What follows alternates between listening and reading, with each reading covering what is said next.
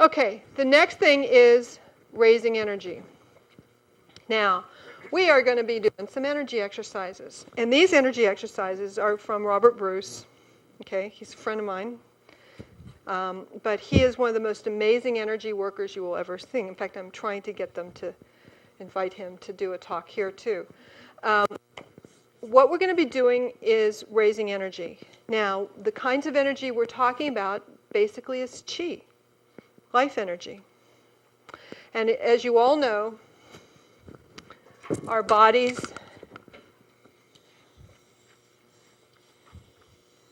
okay, I'm exposing one of my dirty little secrets.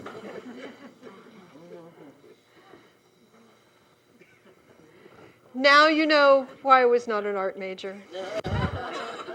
That's actually quite good for me. I want you to know that's a very good drawing for me. I did well. I'm proud of myself. Of course, he's got some kind of a little lump under his arm. Okay. Our bodies, we have a physical body, which we're all vaguely familiar with. But we also have several spiritual bodies, and depending on the tradition you look at, there's anything from 3 to 7 to dozens of them, and it doesn't really matter for my purposes what we're talking about. Robert Bruce talks about essentially 4 bodies. You've got the physical body, you've got outside of that, or about the same, you've got the astral body, you've got the psychic body, and he talks about the soul body.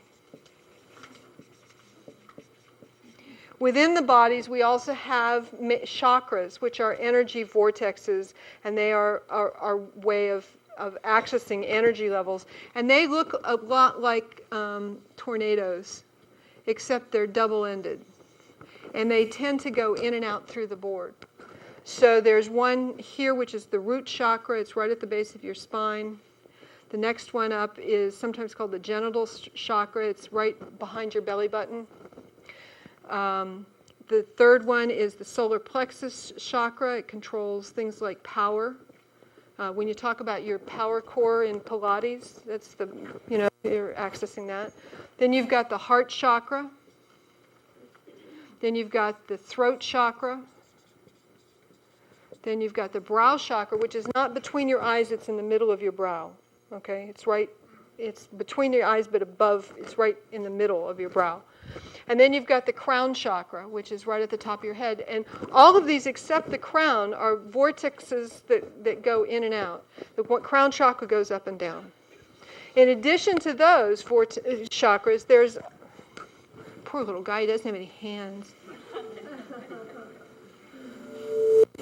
Okay, then in your hands, you literally have dozens of chakras, minor chakras there, and that's why when you get acupuncture or acupressure or reflexology, you get hands, and he doesn't have any feet, poor little guy. Now like I said, now you really know why but your hands and your feet have the greatest concentration of these little minor chakras of any place else in your body. You have minor chakras all over your body, but your hands and feet have this huge concentration of them. And the hands and feet also are the primary ways that you can interact with the energy, the living energy around you. So what we're going to be doing in our basic first cut at energy exercises is we're going to learn how to access the chakras on your hands and feet. Now, if possible, it would be really nice if you could take your shoes off. And we promise not to look at your holy socks. Well, we'll snicker. If that's a problem for you, it's okay. But you will find these exercises work better if your shoes are off. I'm just, first I take your cell phones and your toys away. Now I'm taking your clothes off. Where will it end? Where will this end? Okay, now, what I want you to do is rub your hands. Just rub your hands. Shake them out a little bit. Just shake them out. Okay. We're going to do a very simple technique called hand brushing. Okay? Any of you know how to do hand brushing? Nobody? Okay. A couple of you. Okay.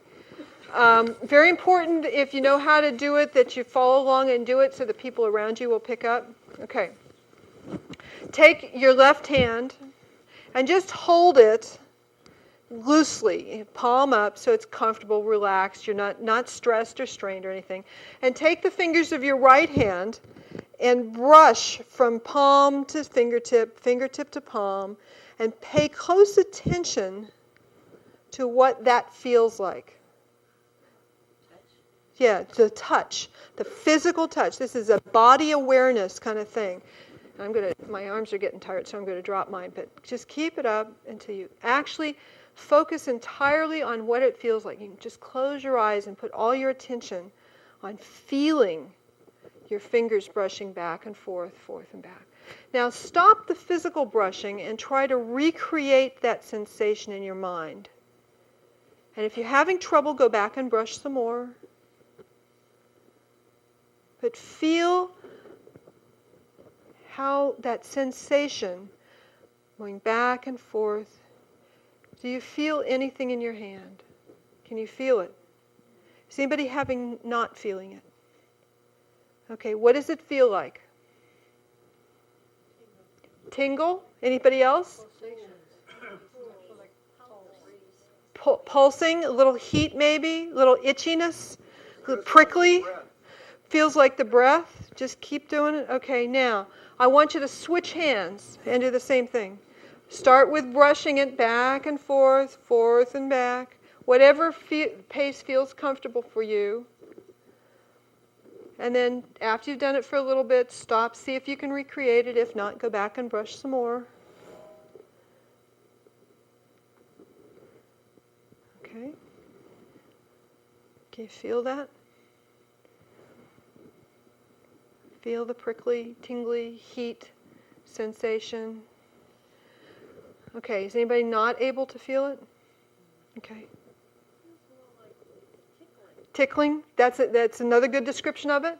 It tickles, it prickles, it tingles, it itches. Sometimes it gets hot. Okay, now do it in both hands at the same time. Just close your eyes and imagine that you can feel this. Okay, everybody got it? Okay, now I want you to take your hands and put them together like you're forming a ball. And just shape that ball. And it's a brilliant electric blue ball of energy. And feel that. You can separate your hands a little bit and come closer, and at some point you're going to feel there's a resistance there. And that's the shape, size, and shape of your ball. And some people will have big balls, and some people make little ones. And don't even go there, gentlemen. I could have said football, but... Okay, feel that ball? Can you feel it? Okay, now I want you to put the ball in one hand, so one hand is holding it, and I want to separate, maybe about shoulder width apart, separate your hands. I want you to play catch. Now this ball, you can't miss it. It's not going to fall on the floor. So just give it a flip and catch it. Feel your hand, your other hand catching it, and flip it back. And just play catch with it. Can you feel it land in your palm? The prickliness or itchiness or whatever the sensation you're experiencing is flips from hand to hand as you flip the ball back and forth, doesn't it? Is that cool?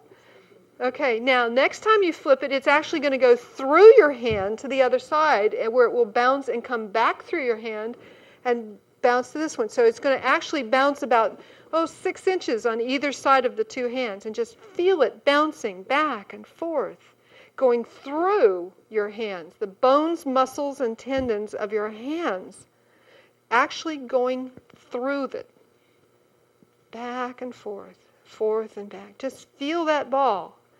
It's kind of a weird feeling to feel it activate the bones and muscles and tendons of your hands. It's actually inside the skin. Okay, can you feel that? Just bounce it back and forth. Okay, so catch the ball in one hand, I don't care which. And what you're going to do now, I have it in my right hand. What you're going to do now is run the ball. Make it a large ball, maybe about the size of a softball or something even a little bigger than that. And you're going to run this ball up through your arm, up to your elbow, and back down to your hand. Feel it actually going through the bones, muscles, and tendons of your arm. All the way up, all the way back. Feel it.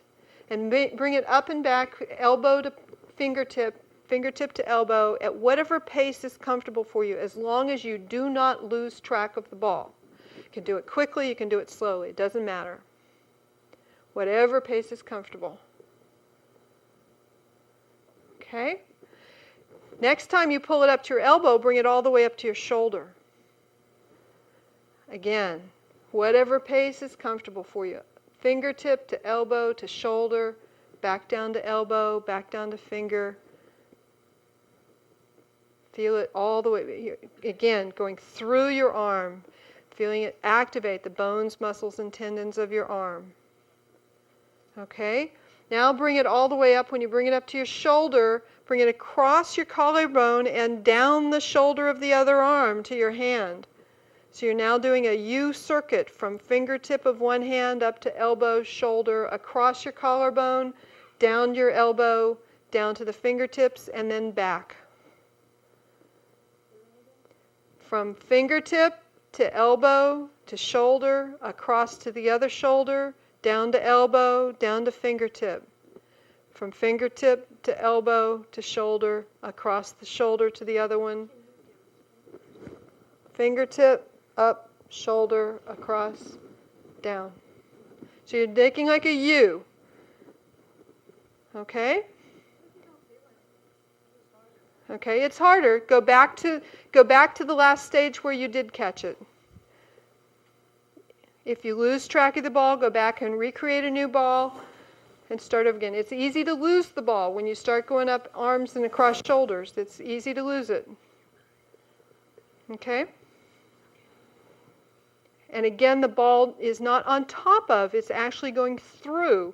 It surrounds, it's big enough to surround your arm and your shoulder. So you're going through your arm and across your shoulders and down the other arm. And then back. Nice big ball. Okay? All right, when it comes back to your hand, whichever hand it's in next time, hold it together and just, again, it should be a bigger ball now. It's probably bigger than it was before. Okay? All right, everybody got that? All right, so just shake out your hands and let it dissipate. Okay, we're going to, very nice, very nice. How'd you come up with this one? This is a Robert Bruce exercise. Robert Bruce.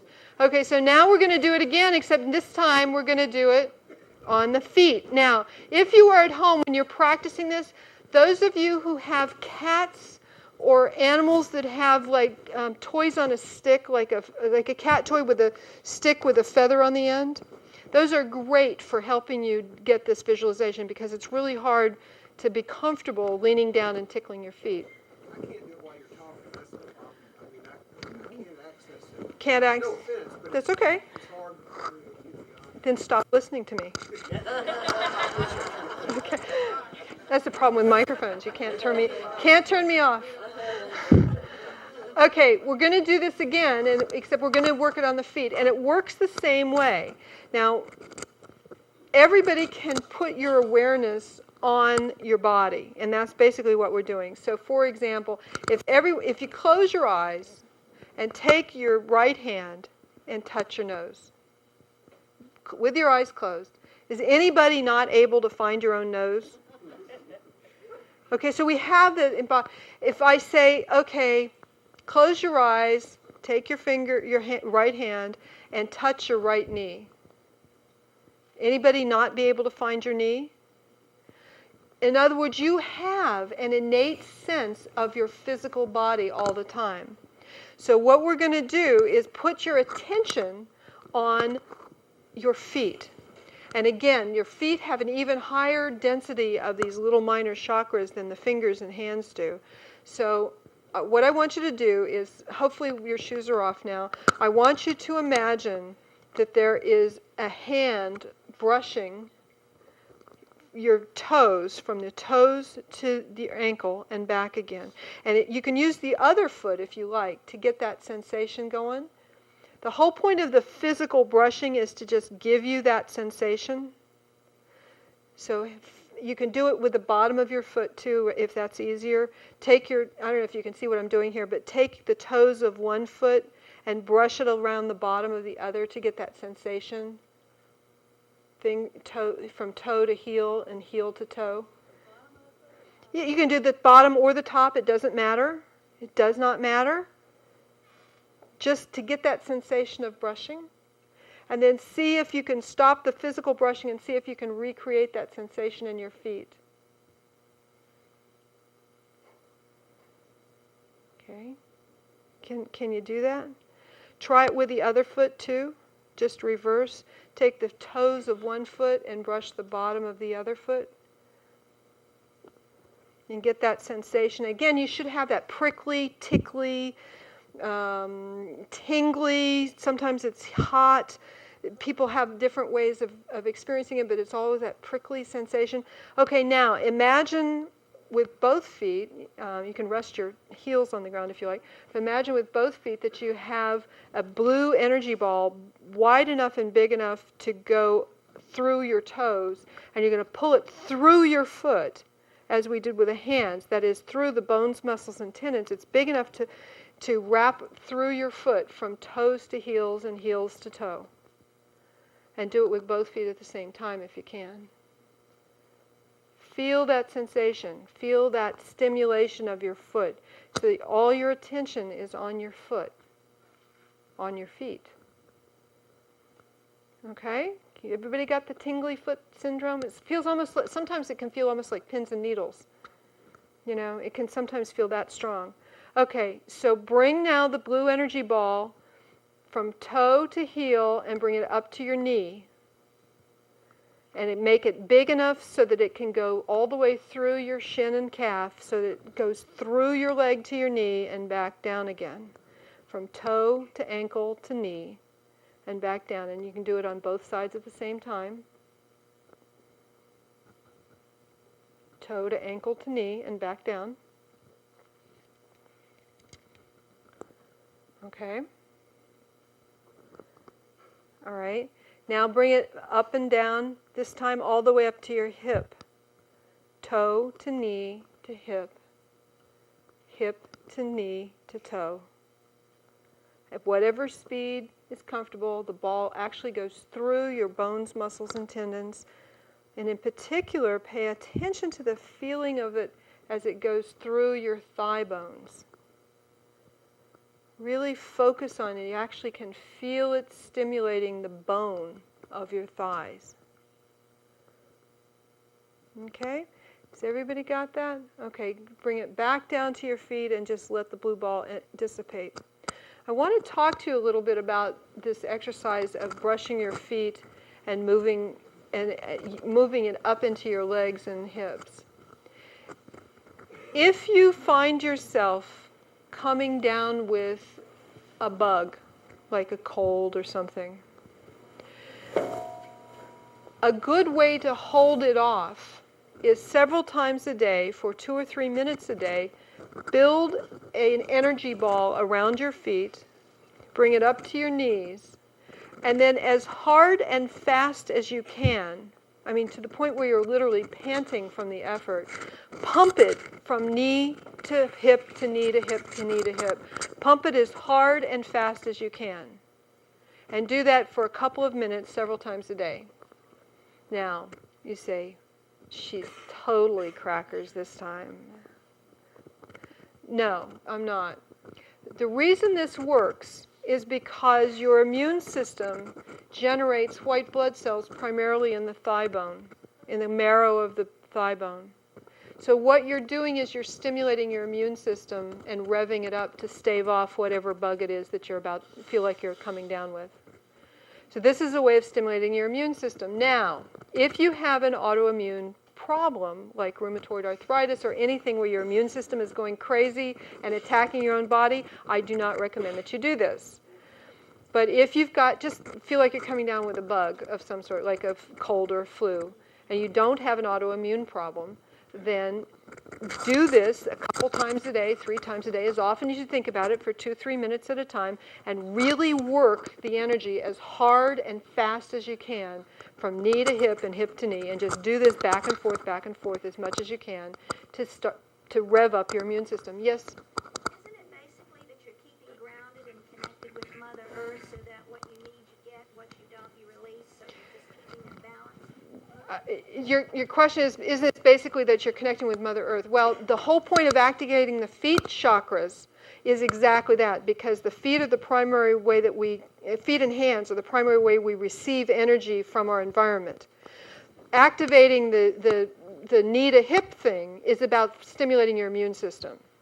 So there are 2 different issues. But yes, the reason why I'm teaching you how to activate your feet chakras and the little minor chakras in your feet and the minor chakras in your hand is precisely that, because this opens the gateway for you to pull in energy from your environment, from all the living things around you, and to pull it in from Mother Earth. So yes, it's sort of 2 answers to your question. Yes, ma'am. Oh, there we go. Thank you. Thank you. Yes, ma'am. You mentioned if you have arthritis, you mentioned specifically rheumatoid. Right, because rheumatoid is an autoimmune problem. Okay. But what about just regular? Yeah. Okay. Osteoarthritis doesn't have the problem because osteoarthritis is just abrasion. You know, the joints are wearing, and that has nothing to do with your immune system. It's just physical wearing of rubbing and grating. That would That's indeed fine. enhance That's fine. That's healing. fine. Right. It should, because anything that can be enhanced through improving your immune system should be helped. But if you've got an autoimmune problem where your immune system is already too active, the last thing in the world you want is to rev it up again. So that's the difference. Yes, ma'am. Suppose you have rheumatoid arthritis, but it's now in remission. In remission? Yeah. I would do it very carefully, and only if you really need it. In other words, if you have rheumatoid arthritis in remission or any immune problem that's in remission, I would be wary of doing it unless you really feel like you need it, and then stop immediately if you feel like there's even the slightest hint that it might be coming back. Thank Just you. be careful. Be very careful. There's a question over here. Can you wait for the mic? Okay. Oh, I'm sorry. If you have a replacement joint, will the titanium change anything about the energy? It shouldn't. Will the titanium change it? It shouldn't. Okay. Because what you're doing is you're really activating the bone marrow in your thigh bone. Because that's where your immune cells are generated. That's the primary source of where your body creates white cells and so forth. And so all you're trying to do is stimulate the bone marrow in your thighs, because that's where it's source of them. Yes, ma'am. You. Oh, sorry. Never mind. I'm passing out the mic. Sorry. There's one right there. No, back in the back. Back in the back. Red shirt. Sorry. Oh, I'm sorry. I didn't see you. I can be in. Okay. I don't think this. It's on. Okay. I can hear you. Good. I didn't get monkey chatter, but I got 2 guys and a monkey. So you're already connecting with spirit beings too. Okay. Who's We'll talk about that when we set up the first meditation. Good for you. Yes, you have a question. Just when you were doing with the hands. I can't. Okay. Is it on? Can you? Yes. Okay. When I was doing it with the hands, I wasn't getting much, and Okay. not very much going across from shoulder to shoulder. But I've always, with the feet, I have to be careful because it's like a real shock. I get a lot. Is that just practice, or? It's practice with your hands. It's practice making your hands very sensitive, and paying attention to your hands. But there are more centers in your feet than in your hands. So it doesn't surprise me that it's stronger in your feet, okay? Because there actually are more minor chakras in your feet. This is why when you have reflexology or acupressure or acupuncture, the meridians are all down in the feet and the hands. You know, there's this huge jumble of meridians in your feet and your hands.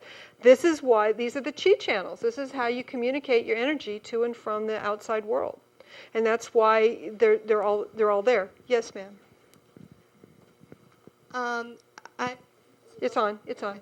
I have a issue sometimes where my feet will get hot just on their own, like especially at night when I'm trying to go to sleep, and they keep me awake. Is there a way that I can dissipate that energy so that I can go to sleep?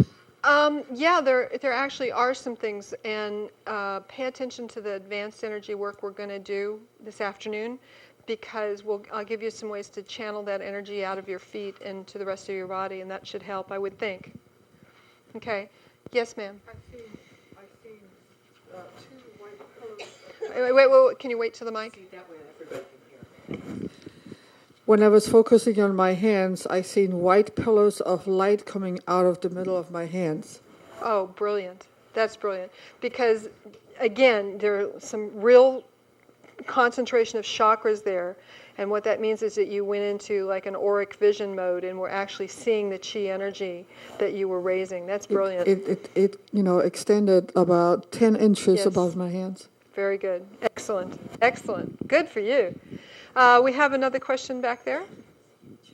My question is, Can you wait? Let's wait for the mic. Sorry. All right, we're just keeping them hopping today. I like this.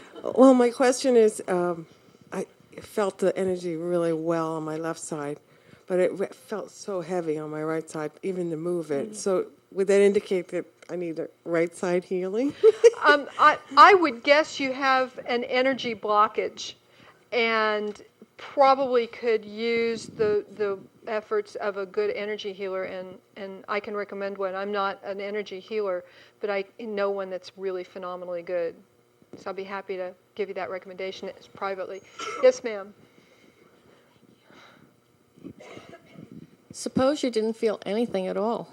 You didn't catch any of the energy work? No, my hands tickled, but I couldn't feel the ball. I couldn't do any of that. Then go back to the prickly hands thing, and raise it. You didn't raise enough energy. So go. If we go a little too fast, go back to the last thing where you felt it, and do it some more, and then very gradually go on to the next step. It's just literally a matter of practice, and so just keep practicing, because pretty soon you'll be able to recreate that sensation anytime, any place, without just like that. You don't have to actually do the brushing. You can just feel it, and you can feel the energy. I mean, if there weren't 250 people in the room, I would have people pair off and start feeling each other's auras, because once you get these chakras activated in your hands, you can literally feel somebody else's aura. You can come up to them and you can feel their aura, and you can feel the resistance as you start talking to them. But in 250 people in the room, it's not going to work out too well. But go home and practice this. Get a friend or a partner or a mate or somebody and have them brush energy, and then stand 10 feet apart, and gradually one of you approach the other like this, and there'll be a point where you can actually I can start feeling like you guys are. There'll be a point where your hands start prickling, and you can literally shape the outline of the aura, and then have them do some energy raising, and try it again, and you'll find that happens now 3 feet further back. So this, you can actually practice this and play with it, and the more you practice it, the better you will be at raising energy. Now, the trick: what energy are you raising? You're not raising the physical energy of the physical body. You're raising the energy of these astral and psychic bodies, primarily the astral body for exercises like this. And when you raise the energy, you're literally raising the vibrational rate of this astral body. And that is what allows you to access deeper and deeper meditative states. So all the practice that you do, if you go into like a Zen meditation mode, all the practice you do, what you're really practicing, if you're a meditation master, you're practicing raising your vibrational level, not of your physical body, but of your astral body and these subtle energy bodies. That energy that you're going into raises those vibrational rates, and that's what gets you into these profound psychic states. Okay? Maureen, So practice your energy work. Practice it at home. Maureen, quick question. Are there any times? I'm not sure who's asking. Oh, I'm sorry. Maureen, quick Sorry, question. I didn't see you. Maureen, quick question. Are there any times or places which are better to do this energy work? And can you talk about Virginia Beach area and its level of energy, or how it would contribute toward our psychic activity? Sure. Are there any particular times of day? Is that what you meant? Times of day? Any time to practice this, any time when you can find uninterrupted time. Now, many people find that it's easiest to do this first thing in the morning, so you get up a half an hour earlier and you do your energy and meditations then. Some people find it's easiest to do it at the end of the day. Some people have a lunchtime or a lunch break where they can do it. It doesn't really matter, quite honestly. What matters is where does this fit in your personal schedule, and when are you personally in the correct mental and mode to do it. And, early birds would probably want to get up at 5 a.m. Night owls would probably want to do it at 1 in the morning or midnight or something. So it has to be according to your personal schedule rather than anything else. In terms of Virginia Beach, any time you have a high concentration of people who are psychically aware, the general area will be positive for you in terms of raising your own energy. So hanging around in the Casey Institute is a great way to hang around people who have this perception already. And therefore, it's a great way to help raise your energy level, because it really does help to have people around you working on it. If you go to Monroe Institute, one of the primary things of doing a retreat at Monroe Institute is first you're up on the mountain, which that particular mountain is I swear, is an enormous energy reservoir. But second, you're surrounded all day, every day for 6 days with other people who are devoted their time and attention during the same period to focusing on raising their energy and accessing their psychic skills. Where is that? That's just about half an hour south of Charlottesville. It's up in the Blue Ridge Mountains. It's a gorgeous place. I recommend it really strongly because it's just a fabulous place to be. It's very convenient to you guys. But the point is that you're in a place where the energy is good. You're in a place surrounded by other people who are all focusing on raising their spiritual awareness and doing spiritual growth. That is always a good thing. There's never going to be a bad thing about doing that.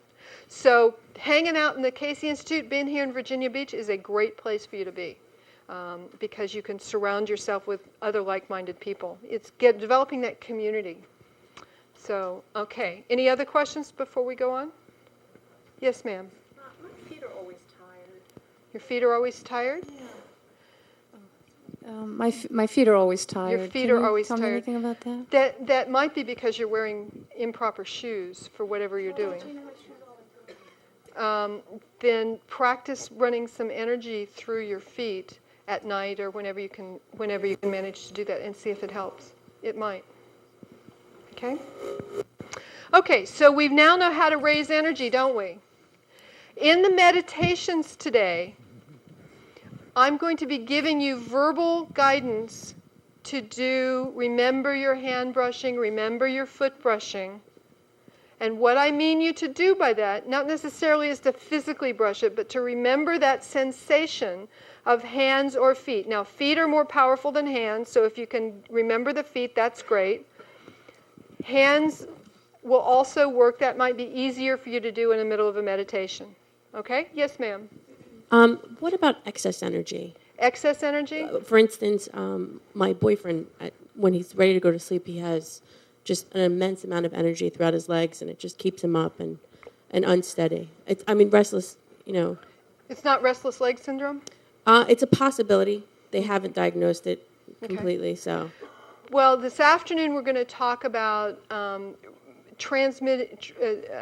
the advanced energy work, we're going to talk about moving energy from different energy centers. It might help. I don't think there's any way it can hurt him to learn some of this energy work stuff. So you should be able to go home and show him how to do it. This is very simple stuff to learn. Okay?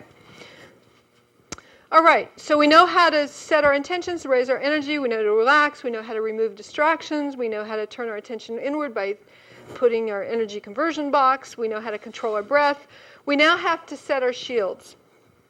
Now, what are we setting our shields for or against? Well, the process of setting your shield is very simple. When you've done a little bit of energy work, just imagine yourself surrounded by a golden shield of energy. You can make it white.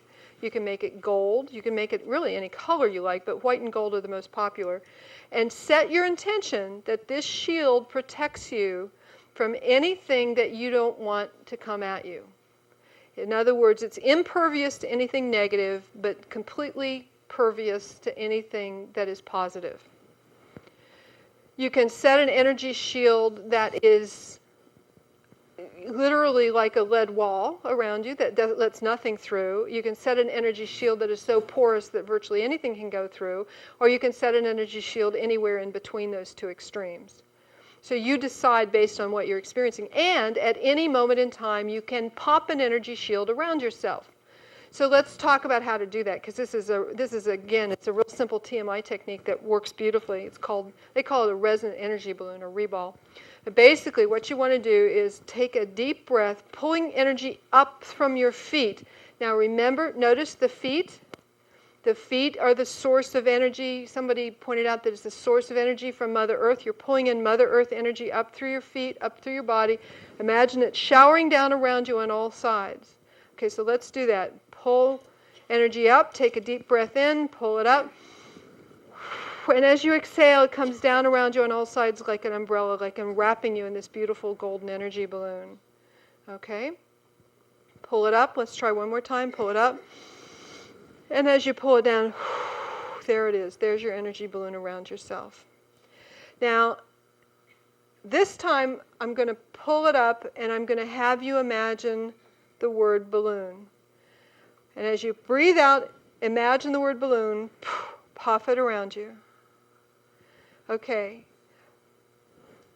From now on, anytime you want a shield around yourself, breathe in once, imagine the balloon around you, and imagine you saying the word balloon, and then breathe out. So breathe in, balloon, breathe out. You don't have to say the word out loud. You can say it any time.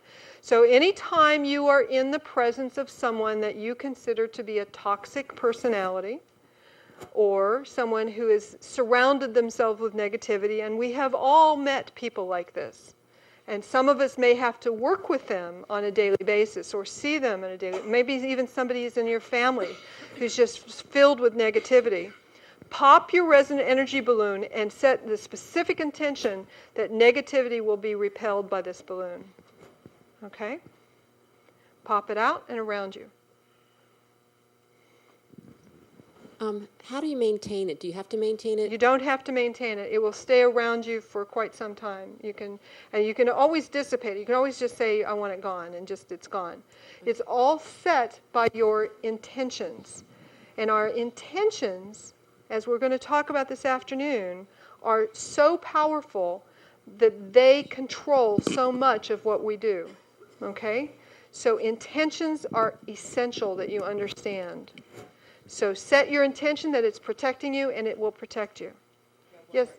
Oh, yes. I just want to put emphasis on not putting a shield around us to block the negative energy. I mean, block the positive, because when we put a shield around us, that then to negative come in, not for negative to come in, we're blocking the positive as well. No. The goal of the shield is to block anything negative. I got it. No, but positive things, if you choose, positive things come in. And most people allow positive things in, but there may be times when you simply want to be cut off a little bit and to just sort of completely turn inward. In that case, you might indeed want a shield that blocks everything just for a little while. But generally speaking, you want the shield to block negative, to reflect negativity back, but still allow positive benefits in. I have a question all the way in the back. I have, I guess maybe a little confused, or maybe I missed the point here. Well, you're trying to keep all this monkey noise out, and yet we got to be thinking about all of the affirmations and the intentions, and now we're talking about putting a protective shield up. You think it's a lot of work, don't you? I'm thinking, how can I keep all the monkey noise out? My mind's thinking of all these different things. Okay. I'm missing a point, maybe. That actually is a super question, and I don't want to slough it over because it's a wonderful question. The point is, all of this is the preliminaries. Once you are in the state, this all falls away, and you've already done all this. This happens in the first 5 to 10 minutes of your meditation. The rest of the meditation, the most you might have to do is if monkey's chatter starts to come back, you might want to toss something more in your energy box.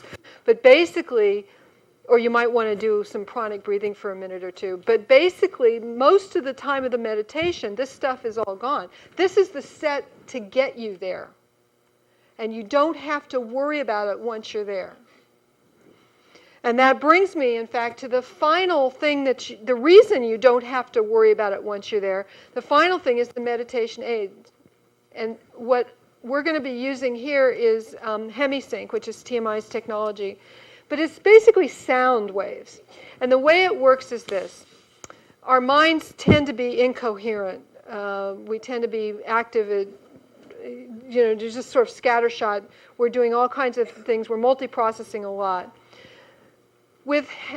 What we would like to do is be able to synchronize our whole brain into one of those frequency bands or one of those frequency patterns of complex numbers of frequencies that I talked about. The problem with that is, does anybody know what the range of human hearing is? 20 hertz to 20,000 hertz. Okay, think back to those range of frequencies or look them up on your cheat sheet paper.